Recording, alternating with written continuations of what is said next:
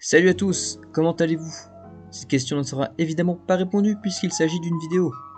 Bref, aujourd'hui, comme vous avez pu le lire dans le titre, nous allons nous attarder sur l'arc des représailles de Zhao, aussi connu sous le nom d'arc de Gian. Je voulais profiter de la fin de cet arc pour prendre un peu de recul sur les événements afin de mieux les analyser. Avant de commencer, déjà deux avertissements. Déjà les spoils, parce qu'évidemment les chapitres dont je vais parler sont assez récents, et ça ira plus précisément jusqu'au chapitre 757. Et enfin, voici les sujets que je vais aborder. Le retour de Riboku, la mort de Kanki, les changements de Shin après cette campagne, mon avis sur les autres personnages secondaires avec des coups de cœur et des déceptions aussi, faut le dire. Et ensuite nous verrons ce que va devenir le système des 6 grands généraux pour enfin se questionner sur le futur de l'armée de Qin. Cette vidéo sera donc assez longue je pense, et c'est pourquoi je vais la diviser en plusieurs chapitres, comme ça vous pourrez plus facilement choisir les thèmes qui vous intéressent, ou regarder la vidéo en plusieurs fois si vous n'avez pas le temps de tout visionner. Bon, assez blablaté, et passons aux choses sérieuses.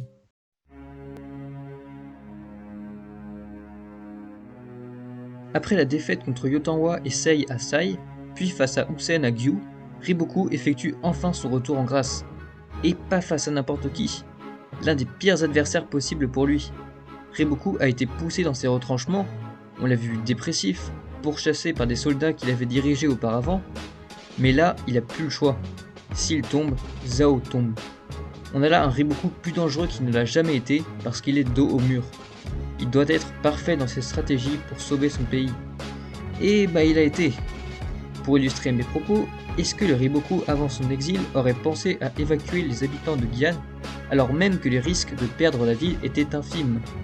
Mais revenons au début de ce duel de grands généraux. Un duel qui en réalité a commencé dès la bataille de Kokuyu. Vous l'aviez peut-être oublié, mais Riboku était présent lors de cette bataille. Il observait Kanki, et à la fin, il a affirmé avoir trouvé son point faible. Riboku a juré de venger Keisha. Et même si certains n'en étaient pas convaincus, je pense que Riboku a très bien analysé son adversaire. Je m'explique. Kanki et son armée sont comme une meute de loups. Ils ne s'attaqueront jamais à une harde entière de sangliers de face. Ils vont préférer les harceler jusqu'à isoler des individus pour les dévorer. Et si on reprend toutes ces batailles, Asanyu il ne s'est jamais confronté à Kaishibu. Il a harcelé, puis il a tué Genpu et Akukisai par la ruse. Ensuite, pendant la bataille de la coalition, Kanki a été assigné à la défense de la porte. Et c'est bien logique, parce qu'il n'a tout simplement pas pu être placé autre part.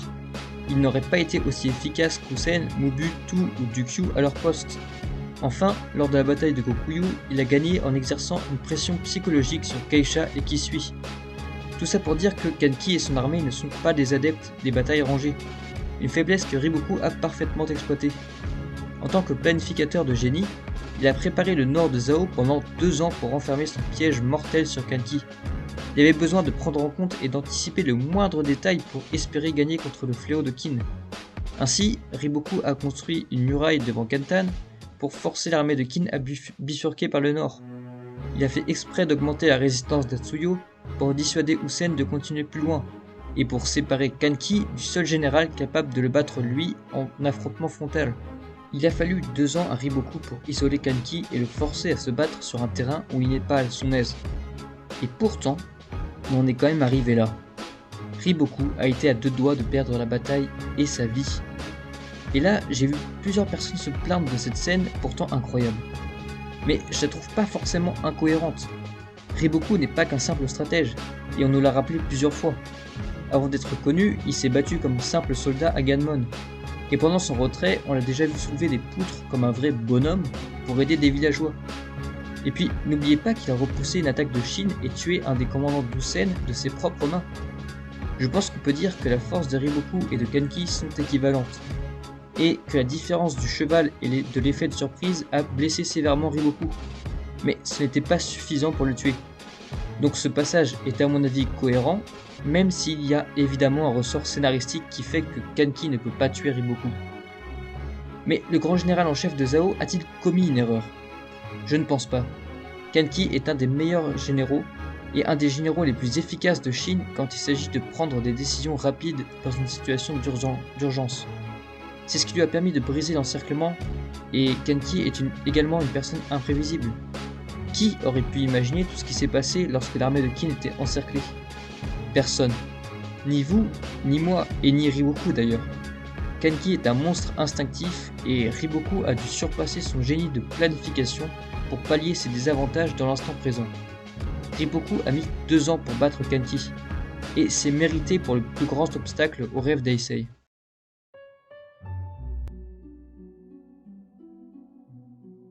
La mort de Kanki.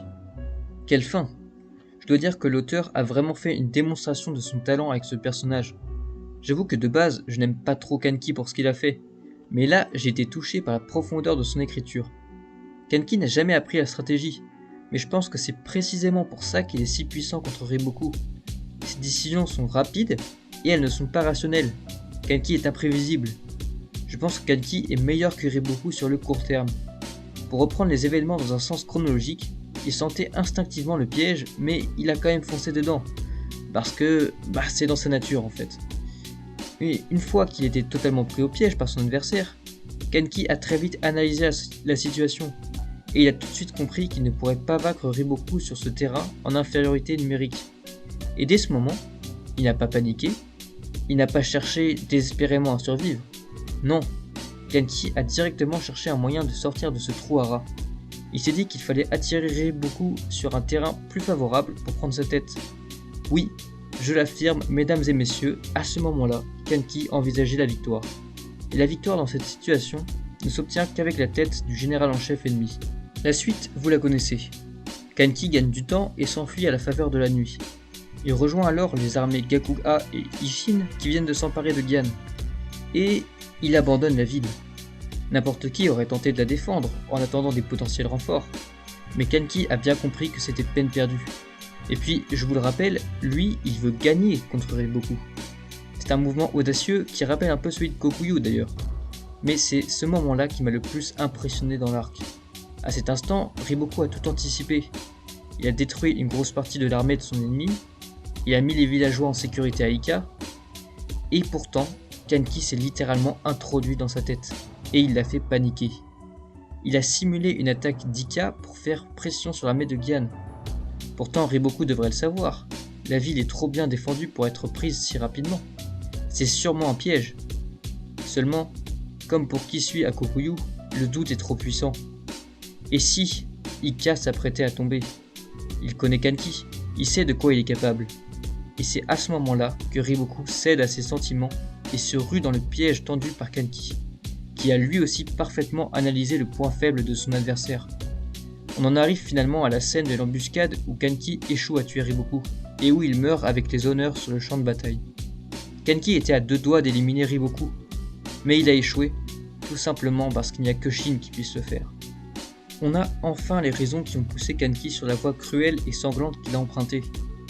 Kanki, c'est une personne qui très tôt a été confrontée aux pires horreurs de ce monde, et face à la passivité de la majorité silencieuse, il a perdu foi en l'humanité. Les humains sont des créatures guidées par leurs intérêts personnels. Ils détournent le regard face aux injustices pour ne pas avoir d'ennui. Ils ne valent pas mieux que les tortionnaires eux-mêmes. Cette vision très négative de l'humanité n'empêche pourtant pas Kanki d'aider à sa manière ceux qui ne sont rien, ceux qui ont toujours vécu dans la misère. Parce que même s'il les appelle déchets, c'est bien lui qui leur donne une seconde chance. C'est bien lui qui leur offre un foyer, à manger, une famille, une vie digne en fin de compte. Et ça, c'est valable pour tous les membres de son armée, des soldats au commandant. Et même dans la mort, il a veillé sur eux en leur laissant le choix de mourir à ses côtés ou de débuter une nouvelle vie. Ce qui m'a vraiment touché, c'est quand il demande à Maron dans son testament de prendre les survivants sous son aile, et surtout, de ne pas les laisser retourner à une vie de déchets. Veille à ce qu'ils gardent leur dignité. C'est toute cette ambiguïté entre ses liens étroits avec sa famille et sa cruauté qui fait de Kanki un des meilleurs personnages du manga. J'ai apprécié le fait que Riboku cherche à comprendre la nature de Kanki avant sa mort, et qu'ensuite il use de son autorité pour que le corps de Kanki ne soit pas souillé. La mort de Kanki est le point culminant du cheminement d'un grand général jusqu'alors invaincu, et elle montre parfaitement la complexité du personnage. Chapeau, et merci Hara.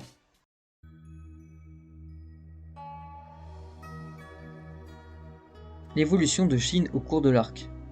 Je le dis d'entrée de jeu, Shin est devenu un homme. Se battre aux côtés de Kanki l'a fait mûrir. Il n'a pas forcément eu un gain de force impressionnant ou une victoire d'éclat contre un officier ennemi, et pourtant, Shin est plus proche que jamais du sommet. Il a acquis de la sagesse. C'est la deuxième fois que Shin perd une guerre et un mentor, et à chaque fois c'est face à Riboku. Ces deux-là semblent liés par le destin. Si on s'en tient aux compétences en tant que général, Shin a réalisé de gros progrès. Il a tenu tête à Riboku lui-même grâce à son seul instinct, et ce dernier l'a même comparé à Dukyu. C'est très fort et c'est représentatif du niveau que Shin a atteint.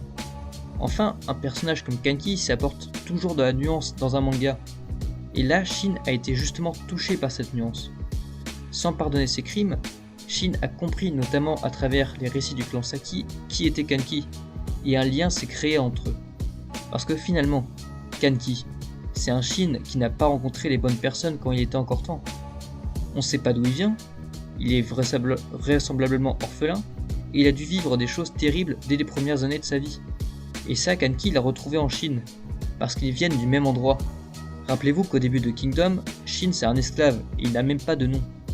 Et c'est pour ça que Kanki lui fait confiance plus qu'à tout autre général. Bien sûr, il ne le montre pas, mais que ce soit à Kokuyu ou à Ekkyu, il a toujours confié les rôles cruciaux dans les batailles à l'unité Isshin. Et c'est d'ailleurs à Shin qu'il a confié ses dernières paroles et son médaillon de grand général. Shin a hérité de la volonté de Kanki, et je pense que quand il vaincra Riboku, le décapiteur aura sa place parmi les personnages qui le regarderont du haut des cieux.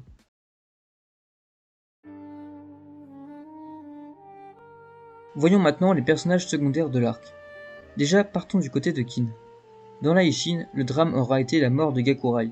C'était un des piliers de l'unité et il était extrêmement puissant et badass. En même temps, il venait de l'armée du GOAT Dukyu. Il va laisser un vide difficile à combler, mais la relève reste assurée par la jeune génération. En effet, il était commandant de la Iyu Noire, qui rassemble une partie des anciens de Dukyu ayant rejoint la Isshin. Mais l'autre partie de ses soldats était dirigée par Garo, au sein de la Iyu Rouge. Garo a suivi Gakurai toute sa vie et il porte son héritage. Je pense qu'il est désormais prêt à diriger les deux unités combinées. Sinon, Jin et Tan, les archers, étaient aussi relativement proches de Gakurai, vu qu'il avait combattu avec leur père. Eux aussi transmettront la mémoire de ce vaillant combattant. Sinon, Kyukai a totalement explosé les troupes de Saika.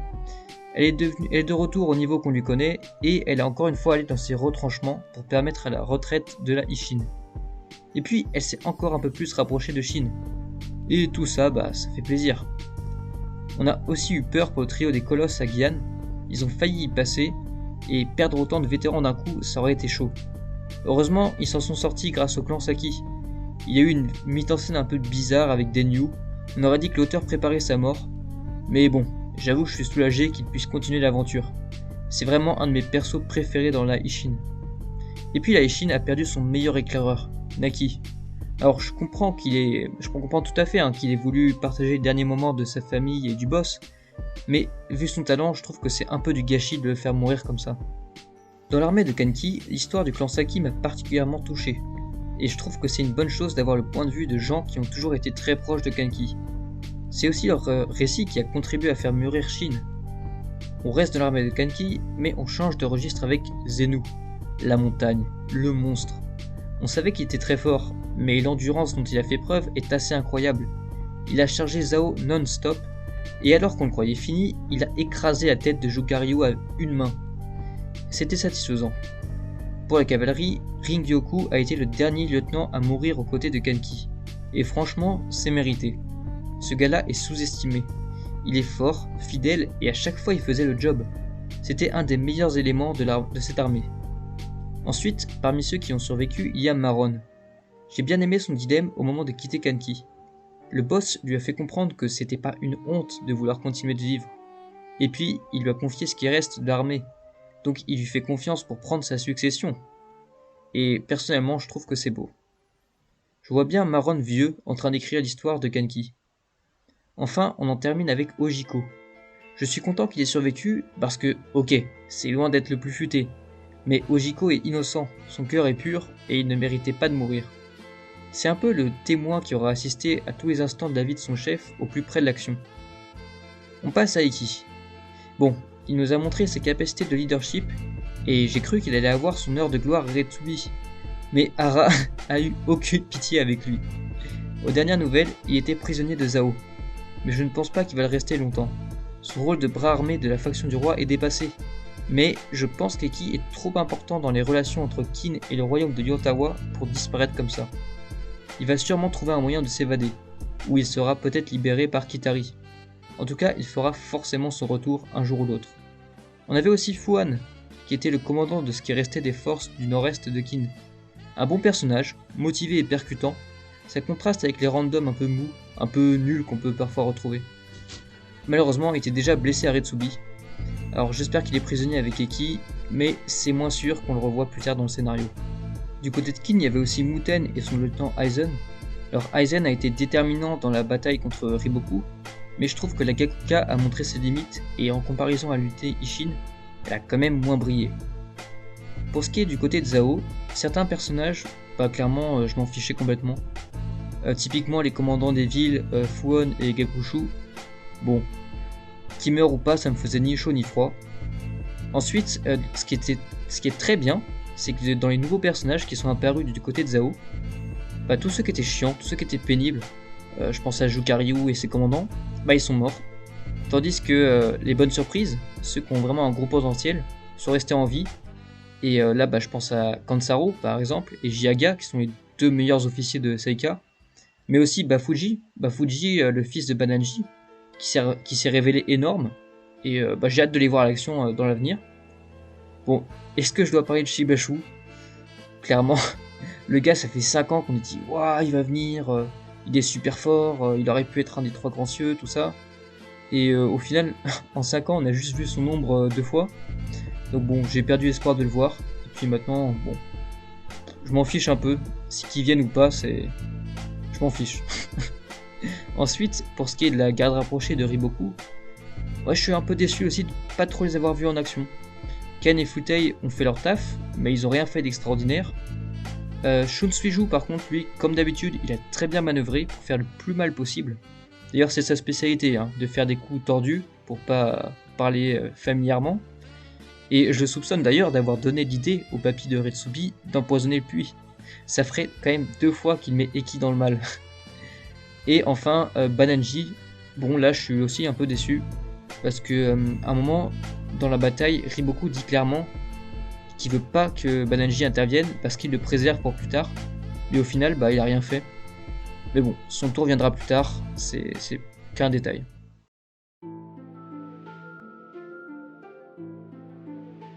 On a fait le point sur les événements précédents, mais c'est l'heure du bilan. Et pour Qin, l'armée est réduite à 4 grands généraux. Et ça, c'est un gros problème, parce que Qin a des frontières avec Zhao, Wei, Han et Shu. Et si le pays montre un affaiblissement militaire, tous les autres états vont en profiter. Et c'est d'ailleurs ce qu'a commencé Shu avec des incursions militaires dans le sud de Qin. Le système est censé comporter 6 grands généraux, et là il n'y en a plus que 4. Donc il va pas falloir trop tarder avant de promouvoir au moins un officier à ce rang-là. Bien, maintenant la question est la suivante. Y a-t-il quelqu'un qui ait le niveau pour remplacer Kanki? On pense forcément directement au Monster Trio de Kingdom, Shin, Won et Muten. Muten est très intelligent, c'est un génie et il était le meilleur élève de l'école de stratège de Shueikun. C'est quelqu'un qui a une très bonne analyse macro pour des manœuvres de grande envergure, et quand il s'agit d'appliquer ses connaissances sur le terrain, il nous a montré qu'il était tout à fait à la hauteur. En effet, c'est lui qui a dirigé seul toute l'aile gauche d'Usen sur les plaines de Shukai. Petit bémol, ses capacités de combat. Sur le plan physique, il est en dessous de Shin et Won. Mais c'est pas non plus un réel problème, surtout qu'il possède une technique semblable à celle de Tu qui lui permet de contrer ses adversaires puissants grâce à sa souplesse. Et c'est quand même lui qui a crevé un œil à Banenji, rien que ça. Non, si je devais lui trouver un point faible, c'est qu'il aime bien tout contrôler. Et quand la situation lui échappe, il a tendance à un peu paniquer. Ce qui jouerait aussi en sa défaveur, c'est qu'il a été plutôt discret sur les champs de bataille depuis la campagne de Gyu. Passons à Uon. C'est le plus complet des 3, et c'est un des meilleurs stratèges du manga. Il est vraiment très sous-estimé je trouve, à la fois par les lecteurs et par son propre père. Uon est excellent pour les stratégies, quelle que soit l'échelle. Sur les plaines de Shukai, il a fait des merveilles contre Gyu-un et Bananji, et c'est lui qui a entièrement conçu le plan pour battre le système défensif de Gu-mei plus tôt dans le manga, et ça c'est pas rien. Sinon en termes de duel, remportées, il a un palmarès comparable à Shin. Won a quand même battu le Kongchi et Kyu-un au top de leur forme. Mais comme Muten, il manque de faits d'armes récents. Sa dernière bataille, c'était les collines d'Eikyu, et depuis, il est en congé paternité. Je garde évidemment le meilleur pour la fin, l'inébranlable Shin. Chez lui, pas de perte de vitesse. Son dernier général au compteur se situe à Atsuyo, c'est très récent. Sa réputation n'est plus à faire, et il a fait trembler ses adversaires de Zhao jusqu'à Shu, en passant par Wei et Han. Il a de loin le meilleur tableau de chasse avec des noms comme Rinko, Keisha, Ryu ou même Uken, les trois grands cieux de Zhao. Shin nous a montré une véritable vision de général contre Riboku à Geian et un leadership à toute épreuve. Son instinct est actuellement un des plus développés de Shin. On peut dire qu'elle a atteint le niveau de Dukyu. En plus de ses qualités, lors des 2 dernières campagnes, Shin a clairement surpassé ses concurrents directs. C'est lui qui a pris Ekkyu suite à l'échec d'Uon. C'est lui qui a pris l'initiative de percer la cage de Riboku. Et enfin, Muten a lui-même admis que tout le mérite de la prise de Gyan revenait à l'unité Ishin. À chaque arc, Shin se rapproche un peu plus du titre de grand général. Et même s'il ne s'estime pas encore à ce niveau, il n'en a jamais été aussi proche. En dehors de ces trois-là, lors de la cérémonie de la nomination des grands généraux, pour la 6ème place, Hara nous a laissé entrevoir Eki et Rokomi. Bon, je pense que c'était plus une blague qu'autre chose, mais examinons quand même leur cas. Déjà, Rokomi, il a des qualités martiales indéniables, et il a l'expérience nécessaire pour le poste. Peu de personnes dans l'armée de Qin ont combattu des Renpa ou des Rinchujo sous les ordres d'un grand général de Qin, et continuent aujourd'hui de se mesurer aux plus grands noms, comme Goumei par exemple. Bon, il y a tout, mais il est grand général. Mais le gros point négatif de Rokomi, c'est son impulsivité. Le gars s'énerve pour rien du tout, il est très sensible aux provocations, et fatalement, il est trop prévisible. C'est un bon général, mais pour moi, il n'a pas le niveau d'un grand général, et vu son âge, il ne l'aura jamais. Eki. C'est un candidat intéressant parce qu'au premier abord, on aurait tendance à directement le recaler au vu de ses points faibles évidents. Mais son écriture est plus complexe que ça. Au moment où je vous parle, on ne sait pas s'il est encore vivant ou s'il est toujours prisonnier de Zhao, mais je pense qu'il reviendra d'une manière ou d'une autre à Qin, car il joue un rôle essentiel pour maintenir les relations amicales entre hommes des montagnes et citoyens de Qin. C'est un des seuls hommes des plaines qui, à ma connaissance, est capable de parler la langue de Yotanwa, et ça, c'est pas un hasard. De plus, il y a quand même de fortes attaches avec une certaine chef de clan, et ça m'étonnerait qu'elle le laisse mourir comme une merde sans rien tenter. Tout ça pour dire qu'Eki sera dans la course aux grands généraux. Sur le plan physique, il est en dessous de ses concurrents. Mais il a des sursauts de force qui lui ont permis de tuer le roi des Kwanrong en duel. Là où Eki excelle, c'est pour le leadership. Il est très fort pour motiver ses troupes et les pousser à le suivre dans les batailles les plus dangereuses. Et ça, c'est une caractéristique qu'on retrouve chez les plus grands généraux de Shin. Ensuite, Eki maîtrise parfaitement toutes les bases de l'art de la guerre. Ça peut paraître insignifiant, mais grâce à ça, il est régulier dans ses résultats, et tout comme Mugu, il ne perdra jamais contre un adversaire moins fort que lui. On passe aux faiblesses d'Eki. Premièrement, sa crédulité. Il est trop naïf, et tombe assez souvent dans des pièges tendus par ses adversaires.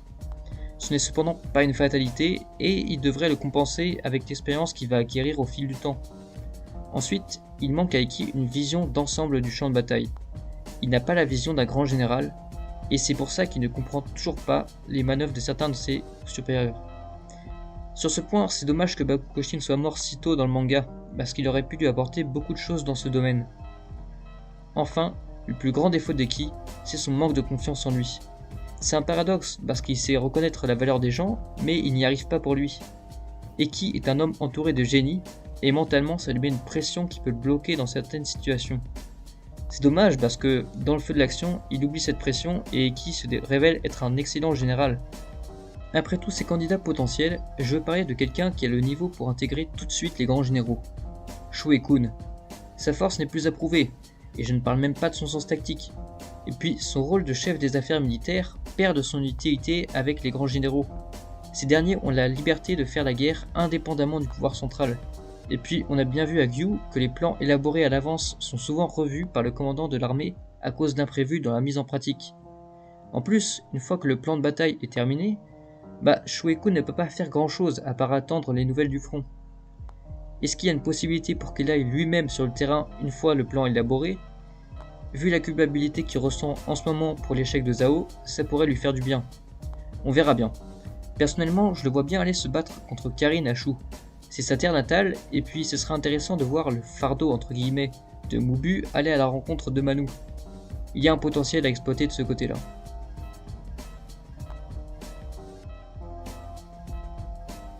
Dernier point de cette vidéo, la stratégie de Qin pour la conquête de la Chine.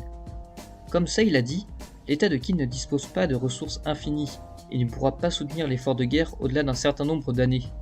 Or, problème, Zhao n'est pas tombé et reste une menace significative. Vu l'état des choses, ça me paraît difficile de les réattaquer tout de suite vu leur morale particulièrement élevée après la mort de Kalki. Je pense que c'est plus sage de laisser les choses se tasser dans cette région. Mais en même temps, il faut accélérer la tendance unificatrice et briser l'équilibre entre les États. Pour cela, Qin semble avoir jeté son dévolu sur le plus faible d'entre tous, Han. Et c'est une bonne idée, pour plusieurs raisons. Han est un État moribond. Entre le début du manga et maintenant, il a perdu la moitié de sa superficie. Han a été victime des attaques menées par Mugu, et plus récemment, Gou Mei leur a grappillé pas mal de terrain. Wei tente de se renforcer un maximum avant la fin de son alliance avec Qin. Cette même alliance favorise les desseins de Qin, parce que Wei ne pourra pas venir en aide à Han en cas d'attaque. Zhao est affaibli, et il est plus loin que jamais de cet état. Donc seul Shu est potentiellement en mesure d'aider Han. Comment cette annexion va-t-elle se passer? Par la force ou par la voie diplomatique? Kanpeishi va-t-il pousser son état à adhérer aux idées de Sei comme l'a fait Qi? J'ai hâte de voir ce qui va se passer, et une chose est sûre, Han doit disparaître.